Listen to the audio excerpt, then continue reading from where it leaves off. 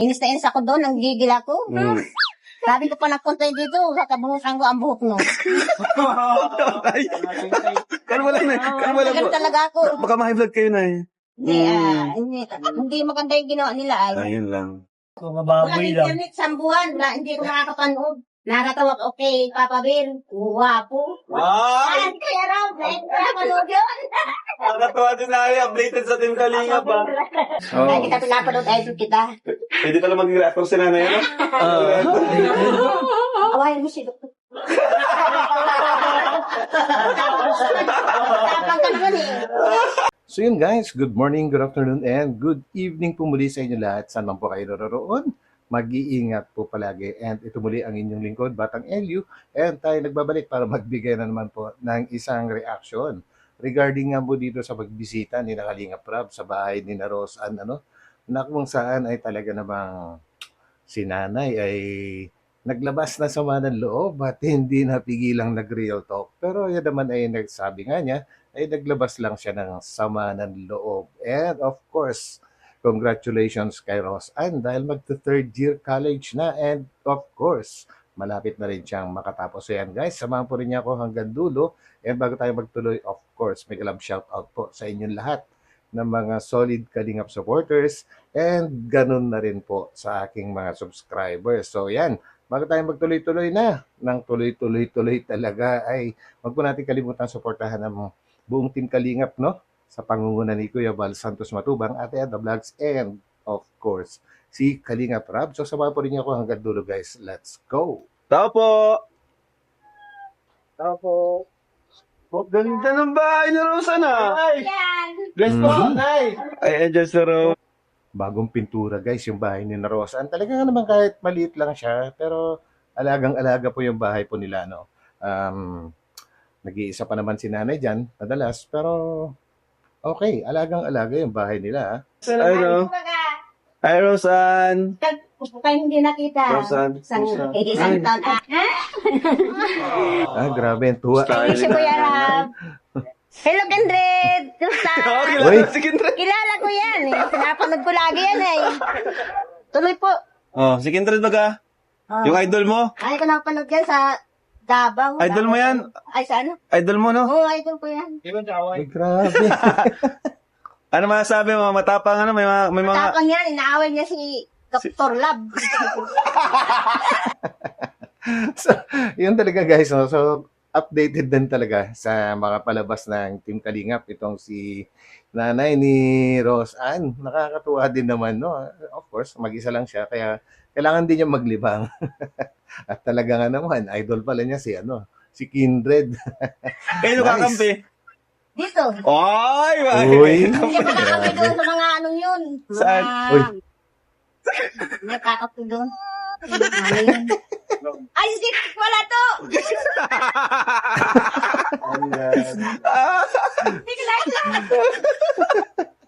Grabe talaga si nanay, masyado nalibang kay Kindred. Hindi na niya napansin na nasa harapan niya si Cedric. Grabe ka talaga, Nay. Hindi mo na kumikibuhay. Hindi mo lang. Tawa. Reunion pala to. Baka na magpatulpo ka rin. Ay, Uy. hindi. Hindi. Papatulpo. Bakit? Nagalit nga ako doon sa mga ano yun. Ala? Pinagawaan mo ng magandang napakalaking bahay. Tapos Uy. ginawa sa inyo. Yun lang. Inis na inis ako doon, nanggigil ako. Sabi ko pa nagpunta dito, kakabuhusan ko ang buhok mo. Ay, Grabe. Talagang naglabas na talaga ng sama ng loob si nanay, Grabe kalma ka. lang na. Kalma lang po. Ganun talaga ako. Baka ma-high blood kayo na Hindi maganda yung ginawa nila. Ayun lang. Mhm. Bagay, Nay? May mga di natin control talaga may mga ganung bagay na di natin kontrolado, Nay, Basta kayo, Nay, alam ko, Nay, na kayo ay mababait. Hanggang loyal sa Team Kalingap. Sabi ko nga po, kahit wala na si Nini sa Kalingap, kaya pa rin po. Bakit naman mawawala? Kung tapos na po siya mag-aral, siyempre, wala na siya sa Kalingap. Hindi mo.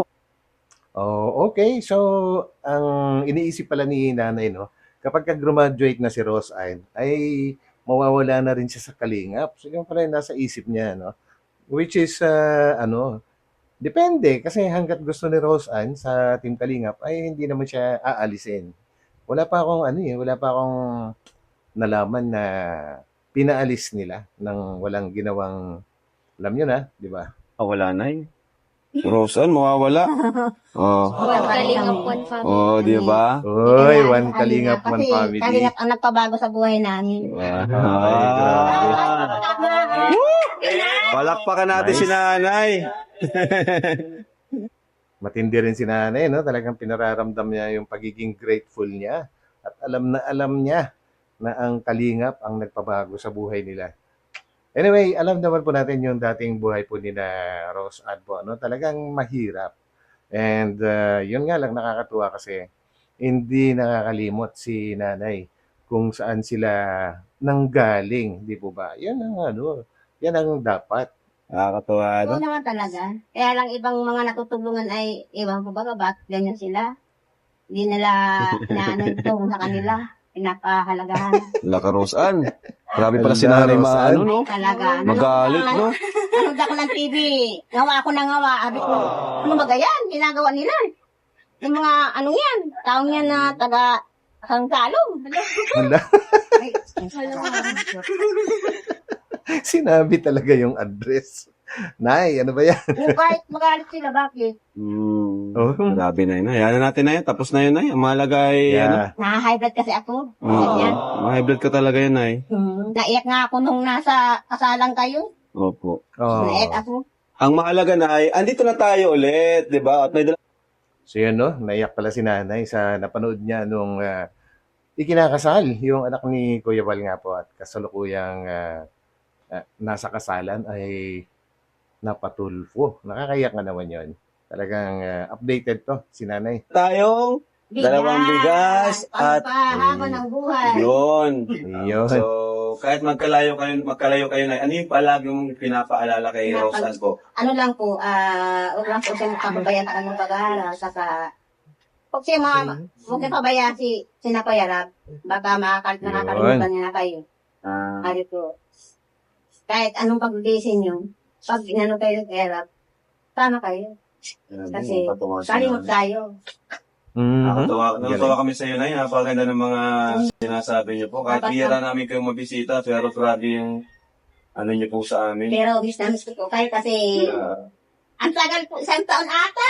Hindi naman. 1 Grabe taon. naman. Wala naman 1 taon. 1 taon na, kasi nag-pista na. Baka last year lang. Grabe si nanay. Ang palatandaan niya yung fiesta. Kaya 1 taon na raw na hindi sila mabibisita ni Kalinga Prab. Pero tingnan nyo naman ha. Bihira lang mabisita ito. Pero talagang sobrang pagiging loyal. Matindi. Dapat ganyan talaga. Kung saan walang problema dito sa bahay. Wala namang wala mang aswang. Ay, wala dito Wakwak, aswang. May walang mga wakwak. anak ko sa, may mga asin na nakabilitay. Ala. Sa mga bintana. Wakwak Uy, may wala. pangontra. Wala mo nang wawakwak Ay, sa wala inyo. ko nagwawak dito. Andyan po ang ina ko. Lahat ng karibo yan. Pagwak. Ha? Malayo yung wakwak. Ando lang yung sa ano, wakwak. Nakatawa talaga ako guys. Pasensya na. Nasa ano daw yung wakwak malayo. Hindi sila abot. Wakwak. Hindi kami kami na. Parang kita lang ito. Mababait. Mabait.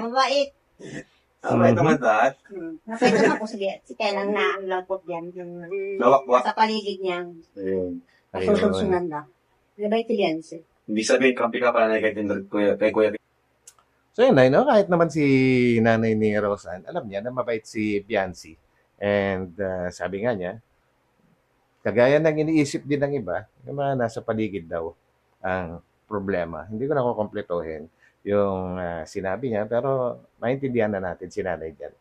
Ano? Ay, Pinaglalaban? oo. Dahil ko pinapanood yan. Oo. Iaaway. Matapang yan, inaaway niya si Dr. Love. Inki, ano, Akala ko na, close kayo ni Dr. Love. Ay, Tapos hindi. ito ko rin dito. noon. Pero ngayon na ginawa niya, agad ka sa kanya. Ay, Pati nalaka si, do. ano, yung Wala katabi niya, na. magandang bahay, simbaga yun. Okay. Si Manas. Ay. Bertsing. Okay. Ay, ganda ko doon. Grabe si Rose Ann yun. Kanina ko pa pinapanood si Rose Ann, guys. Yung reaction niya parang hindi rin niya mapigilan ng mama niya eh, no? Patay tayo dyan. Ginagalit yung si nanay. Buti pa na sa inyo na lang yung malaking bahay, ano? Oo. Ayan, ano? Sayang. Ang ganda ko Sayang. naman. Sana, Ginagawa ito ito yung yung bahay mo, ano? Ang ganda ng kwarto ni Yanti ngayon. May Oo. aircon. May rip. May chandelier. Grabe, Oo, may maganda talaga. sarili CR. Oo. Saan ka pa? Mhm. May TV. Saan ka pa? Kaso, hindi maganda yung ginawa nila. Kaso nagpatol ko. Napatulpo sila. Yan lang. Tinpo Yun pa lang. nila si Edo. Kabit-bait ni Edo. Nga pala, si Edo na rice cook kay, ano, no? Kay Rose Ann. Sa mga marites po, wag po kayo magalit sa akin. Na ano lang po ako. Nakapagpinto lang po, sir. Totoo naman. Marites na wag daw kayo magalit at napapakwento lang. Pero totoo naman daw. Ang hirap talaga magsinungaling. Ay, marites.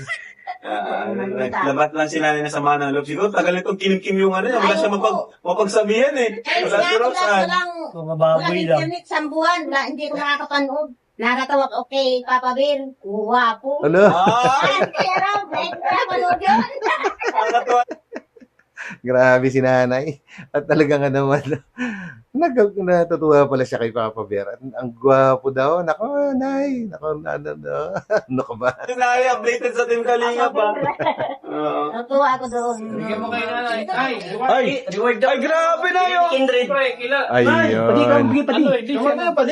Meron ba sa'yo, Nay? O, bigay mo, bro. Nandun pa yun. O, tara, bigay mo. Dito ka, Nay. Ay, grabe. O, Nay, Nay. Meron ba sa'yo? Number 1 fan ka daw niya. Ano ba eh? Number 1. Ay, grabe. Kindred. Oh, Salamat Ayun, sa'yo. no? Number 1 fan. Ikaw ang defender ko. oh, di ba? Ay, kita pinapanood, idol kita. Pwede pala maging reactor si nanay, ano? Awayan mo si Doktor. Grabe talaga si nanay. Oh, pwede nga siyang mag-reactor, no? Nako. Sama na natin sa ano yan, sa karepa. Pinapaaway talaga niya si Dr. Love. Tapang ka naman eh. Kalakas lang talaga si nanay mga real talk. Ano? Real talk. Mhm. Anong year? Yun, talaga nga naman nakakatuwa si nanay. No? Huwag po kayong magagalit sa kanya. Kumbaga, wala siguro siyang mapaglabasan ng nararamdaman niya and ngayon lang siya nabisita ulit. Kaya naman kita tuwan-tuwa siya. No? Huwag po kayong magagalit kay nanay. Bunga na lang po siguro no, yung pagiging boredom. So yan po. Mag-third year na ako. Wow! Grabe. Grabe, third year na. Lapit-lapit na. Galing, napakabilis na ng panahon, no? Ay, Doc, no? Apo. Galing mo, Rosa. Nakaka-proud ka. Saka, ano talaga, isa ka sa dapat talaga na makagraduate kasi para sa mama mo, di ba? Tama. Sa totoo lang, ano rin, marami rin talagang nagsasabi na sa lahat talaga, mga Kalingap Angels, isa ka sa mga talagang karapat-dapat pagtuunan ng pansin, gawa ng Totoo yun guys, kasi alam nyo, no? I'm sure alam nyo naman lahat kung ano yung sitwasyon nila, ni na Rose Ann po, ano. Talagang tama, siya talaga yung kailangan na makagraduate. Pero alam nyo naman, talagang seryoso siya sa kanyang pag-aaral guys ha. Wala tayong nababalitaan na hindi okay tungkol sa kanyang pag-aaral. And ayun na nga, kailangan talaga niya makagraduate gawa ng dadalawa lang sila na mag-ina and of course siya lang ang pwedeng tumingin sa kanyang ina po ano pagdating ng araw. Actually, nalulungkot ako pagka naiisip ko rin na mga ganyang sitwasyon kaya lang wala tayong magagawa guys. Kailangan talagang tuloy lang ang buhay, no? Anyway, okay naman po si Rose Ann. yung nga, dalawa na lang kay mama mo, wala kang papa, di ba? Tapos si mama mo nagkakasakit pa. So paano yun, pag nagkakasakit si mama mo, anong ginagawa mo? Mag-isa siya dito. Nauwi ko ako kahit po ano, alanganin. Wala po talaga tayong naalaga. Minsan po pag ano po, hindi ako pwede. Pag ganyan may exam pa ako, pinipilit ko po si Tia Christy na magpuntahan, hindi ko matulog kasi hindi ko po alam kung anong nangyari kay mama. Tapos, tinachat ko na lang po. Tiya na siya. Yung ano po, okay ba siya?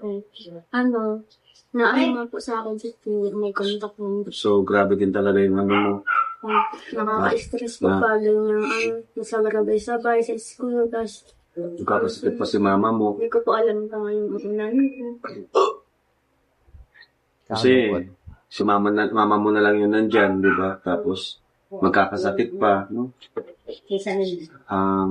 Gusto ba naisip mo yun na para pag biglang si mama mo nagkasakit tapos na ospital, di ba? Ayaw ko na po yung maulit ko isang beses na ano po, na hospital po si ma'am. Ang hirap po, ano po, nagkasakit po siya ng hika, tapos sa uric acid, yung halo-halo na po, tapos wala ako lang po talaga naghalalay dyan. Wala ba kayong Wala akong naibaw kasi kaso ko lang po ang gusto ko pa lang. hinapaw? So, may nahirapan ka, syempre. Po, marami po yung paghingi ko ng tulong, yung sa Mercedes, mapagamot lang si mama, maglakad yung mga ano po pala sa Malasakit Center, kinapalan ko lang po talaga yung pa ako para lang may pangmayad po kami sa hospital. Kaya ayaw ko na po Grabe mo nang maulit. Grabe din palang mga pinagdaanan yun. Para sa pangarap. Di ba? Bilis lang. Matter dyan ka na. Si Joy, matter dyan na rin. Ay, grabe guys. Nakakalungkot. Nakakalungkot yung sitwasyon ni Roxanne. Malayo-layo din kasi yung yung diet sa bahay po nila, Kaya kung ano man ang nangyayari sa mama niya ay talagang mahirap kasi ang layo, hindi siya basta-basta nakakauwi. Kaya yun, buti na lang at may natatawagan niya, sinasabi niyang Kuya Chris. Although alam po natin guys na halos magkapit-bahay lang sila ni na Carla. Pero syempre, hindi naman ganun. Kumbaga, meron ding inaasikaso na sarili nilang buhay. Yung mga yun po, One, guys. Yan. Hindi ko po akala. Batch 1. Kakayanin ko, kaya ko pala. Kakarikamo ko. Ganun naman, di ba? Sa una, Third year na. pakunti-kunti lang. So, step by step. Mamalay kayo. Kaya mo naman pala. Kaya ko naman. Kala mo mahirap. Kasi pag tumingin ka na sa kabuuan ng mga haharapin mo, mahirap talaga. Pero pag pakunti-kunti, di ba? Step by step, kaya naman. Actually, ganun din ako guys nung medyo bata pa ako, Kumbaga, pagka ako nangangarap, gusto ko, ang mangyari hanggang sa dulo na. Kumbaga, pinaplano ko na. Which is medyo pressured ka pala kapag ka ganun. So, okay, iset mo yung goal mo, kailangan gusto mong makatapos or makuha yung isang bagay. Pero, ang kailangan mong pagtuunan, mas importante, yung araw-araw na nangyayari sa'yo. So, kasi kung hindi mo papansinin yung everyday, kumbaga feeling yung concentration mo, yung nandun na kaagad, parang ang dami mong malalagpasan. Ang dami mong malalagpasan, hindi mo na ma-enjoy yung buhay and guys, kumbaga mas mahirap makamit yung goal mo kapag ka sinet mo yung isip mo na doon na mismo, doon na, Kailangan pala yung kailangan malagpasan mo ng maayos ang araw-araw. Hindi pagpasalamat mo yon syempre sa nasa itaas po. So, paunti-unti, kagaya ng sinasabi ni Kalinga Prab.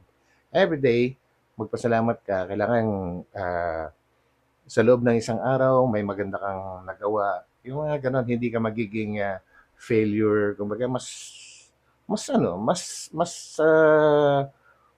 malaki yung nagawa mo na okay kaysa hindi naman kasi natin minsan maiwasan na mag-fail, pero siguraduhin natin na sa out of 100 nasa 80% po yung nagawa natin every day.